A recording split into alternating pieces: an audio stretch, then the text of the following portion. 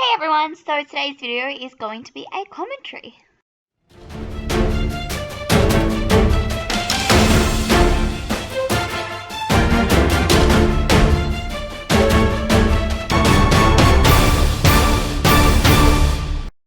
Hey guys, before we start, just read the description box below. Okay, so this is Indy. Indy's quite a downhill horse. She's quite psychologically challenged and a bit of a challenge to figure out. Me and her, however, do get along quite well. So because she's quite downhill, I am constantly riding with my hands a bit above the line of the bit in case she trips, because she's quite unbalanced, to catch her. Now, as you see here, she stops and she'll do these little fits where she'll spin around. And what actually happened there was she was ignoring my steering, so I steered her in a really tight circle. Now here she's throwing a fit because she doesn't want to go forward. So with that whip, all I'm doing is very gently just annoying her with it because I don't want to get aggressive because that switches her from being naughty to being angry with me. So I apply a bit of leg, and if she doesn't listen to that leg, I just very, very gently tap her with that whip. Now, as you can see here, she's quite unbalanced. So if you look at my hands are above the line of the bit. So if she trips, I catch her, and that way we're not going to end up tumbled on the ground. Now, all I'm working on is making sure my steering is effective. When I ride her, personally, she's usually pretty good for me, and she's pretty forward. The problem I find is the steering, because so many people, she's actually quite a forward horse, and when she starts getting naughty, and then people kick her and she goes forward, they're not expecting such a forward horse, so they yank her in the mouth.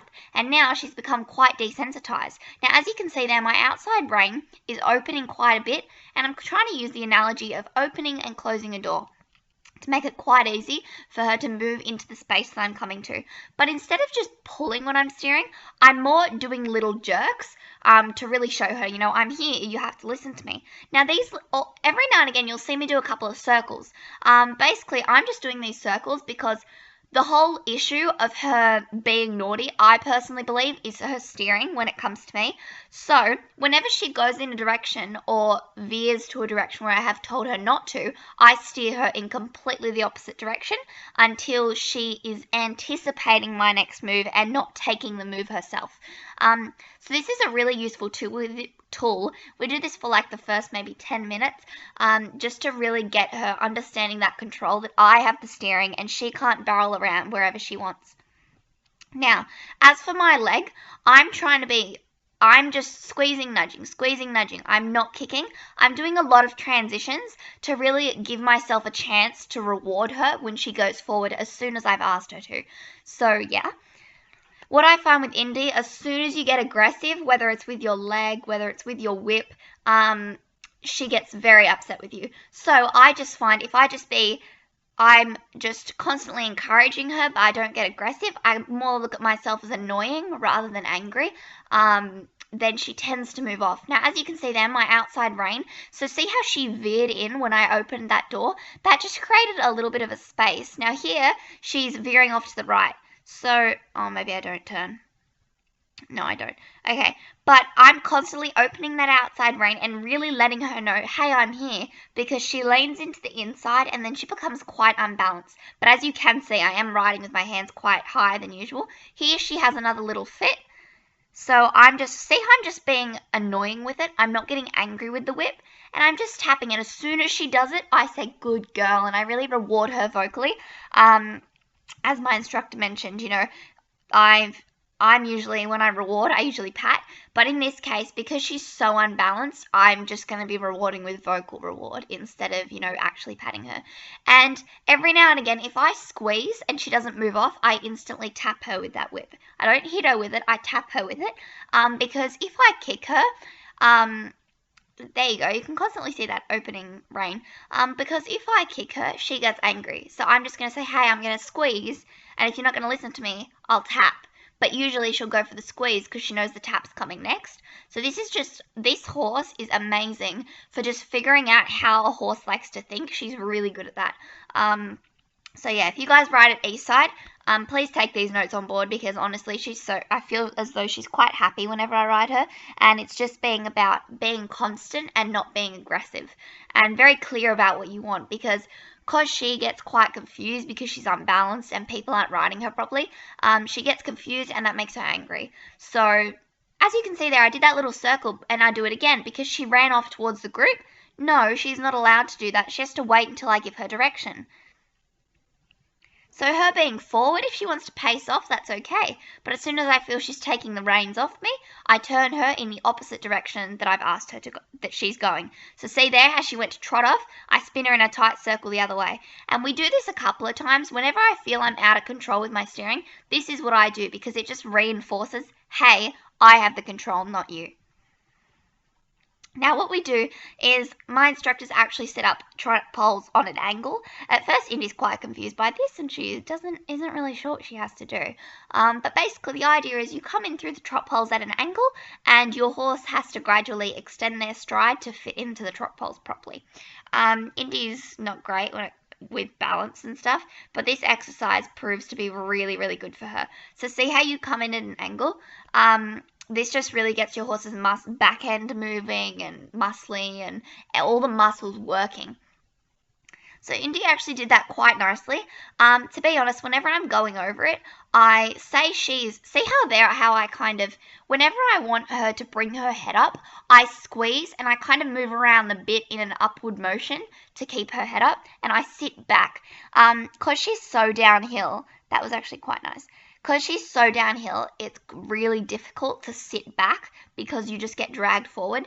But I try and move around the bit, squeeze and sit backwards. So see that outside rein, and I'm trying to squeeze and apply gradually more pressure on the inside to get her to move to the outside of the arena because she likes to fall in a lot. Now I'm opening that right rein, kicking with my left leg to get her over nicely. Now she was a little bit unbalanced there, but compared to the last time, her line was much better. And that's the point of this exercise, to get a nice clear direction line. Now there, again, you saw, she went off to go to the group. Hey, you're trotting. No, I didn't ask you to trot. She just wants to be with all the other horses. So whenever she goes to the right, without my permission, I instantly spin her to the left. Whenever she goes to the left without my permission, I instantly spin her to the right like I did there. And even if your horse is, even if it's not a steering thing and your horse is just going forward when then you're not asking them to, I like to do these circles as well. And in the end, you see we have much more control as opposed to where we're actually moving about. Here I'm just walking over the poles because we had someone else on the track.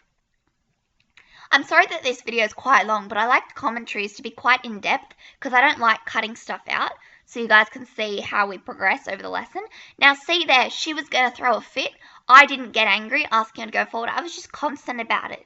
And then as soon as she moved off, I instantly released the pressure to teach her, oh my god, this is actually really good. If you go, I'll release the pressure and there'll be no harm done. So doing that, it just gives her that idea, oh, maybe I should go as soon as she asks. Now here you see the diagonal. Now when she's coming off the right, that was actually quite nice. You see me laugh because she tripped there. But that was actually quite nice. She was I felt she was much straighter there, and I could really feel her back end working a lot more on the right. Her canter lead, we don't canter too much in this lesson, but on the right I find she's quite difficult. So just doing those exercises coming off the right, those poles, it's really engaging her back end. On the left, she's usually pretty easy to canter. Right, I find is a bit more difficult. So what I'm doing is whenever I come over like a straightness exercise, I try and picture a channel and I can't go outside the channel. And I look up, I look where I have to go, and I pick a point in the sky that I have to focus on whenever I'm doing a straightness exercise like this. So yeah, that can be quite helpful. Here you can see as well is I'm not kicking. I think she takes off. Maybe she doesn't. Maybe it's another time.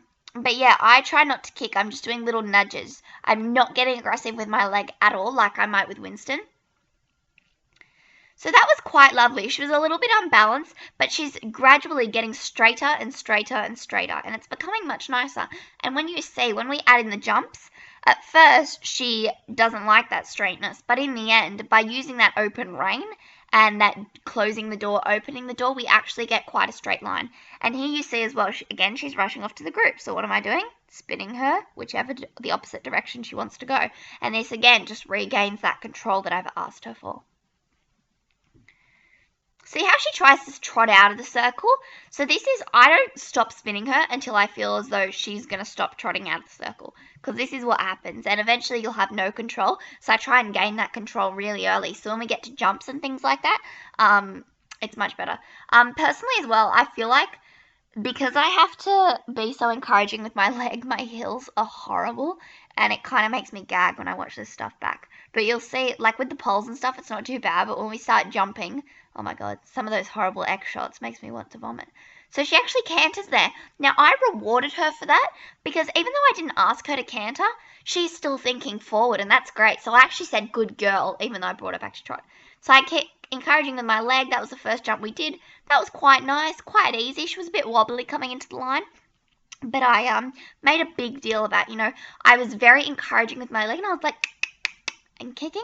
And as soon as she did, I said, good girl. Like, I'm trying to be really, really encouraging with my voice, because if I feel like this horse, she gets punished by so many riders, and she never gets rewarded for what she does correctly. So I try and not make too much of a big deal about disciplining her. Like, I don't get angry about it, but when she's good, I make a massive deal about it. And I say, what a good girl, and I'm constantly giving her that positive reinforcement.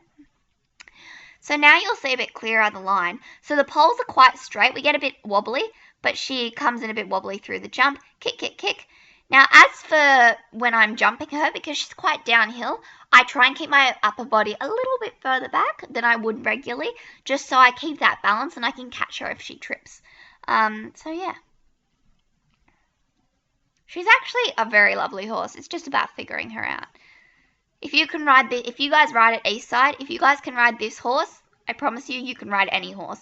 She's just such a good mental workout, and she's such a good horse. If you really want to I know I've said this, if you really want to figure out how a horse thinks, ride this horse, because she's amazing. She's a bit weird, and I must admit she's a bit abnormal, but she's pretty good.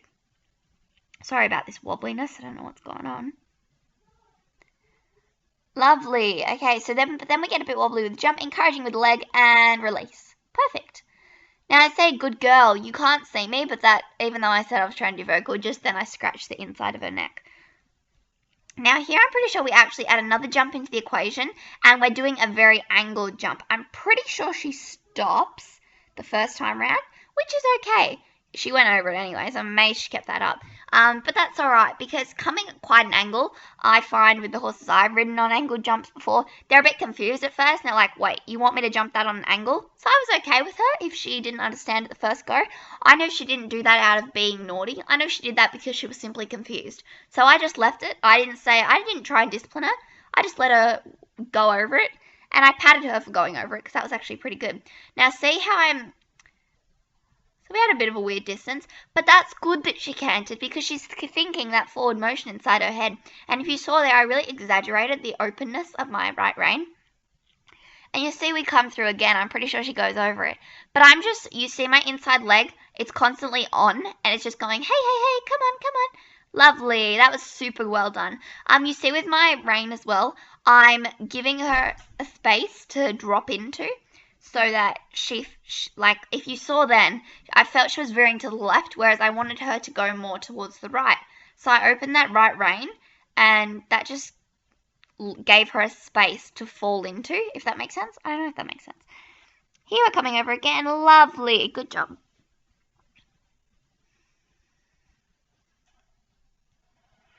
Okay, so you can see there, she cantered. I was asking for it. I probably wasn't being clear enough. Here I could have been a bit clearer with what I was asking for. She goes over it quite nicely. Lovely. As you can see, my equa is absolutely horrible. And yeah, so that's something I need to improve. But because I'm just so unsure of the distance, and I'm just about getting her forward, yeah, I'm not too focused about my position, to be honest. Now we could pop into canter. I'm pretty sure she stops. Oh, no, she doesn't. I think she goes over it. Oh, she stops. Okay, so what happened there is, because we're coming at this jump at an angle, I completely overreached the angle. And because I was coming in from the same angle the first few times, when I changed that, she was like, hey, hey, hey, what are you doing? And she was just confused. So I just left it. Even my instructor was like, that's kind of not fair, because you changed the angle so much that it's not fair for her to jump it. So again, I think she stops again. Yeah, she does. Okay. So then my instructor makes a serious point and she says, hey, you're really changing the angle. So I think whenever something like that happens and I feel as though I'm coming at the same thing, I think of exaggerating what I think I'm doing, if that makes sense. So I thought then I came in a bit to the left. Now I'm like, hey, okay, I'm really going to come into the left, and I'm pretty sure she goes over it. So you can see that was a much, much, much nicer angle because I really, whenever something like that happens, I exaggerate and I say, okay, if she wants me to go on the left, let's think I'm really going to go on the left, and that way we'll probably get a bit of a better result. So there she canters off. I just bring her back to trot. You know, that forward momentum is fine. If she wants to canter for a few strides, I got no problem with that. Oh, we got a bit of a little bump there. Lovely. Good job. And I'm constantly, you know, saying, good girl. And I'm just using that very encouraging tone because, yeah, I don't know, I just feel she's much nicer when you encourage with your voice. Then we come in. Oh, we had another stop. Okay. So, again, angle changed. So, when you're coming in with angles, I personally here am not preparing enough. I'm happy to say that. I was not preparing for that angle as much as I should be. So here I try and come more at a bit of more of a right angle rather than like a, I don't know, I'm not good at maths. Like a really far out angle is what I'm trying to say. Much better. She kind of thought about it, but what you could really see there is Indy started to think. She was like, hey, oh, okay, yep, I got to pick up these legs, got to get this muscle going, got to get my back end up.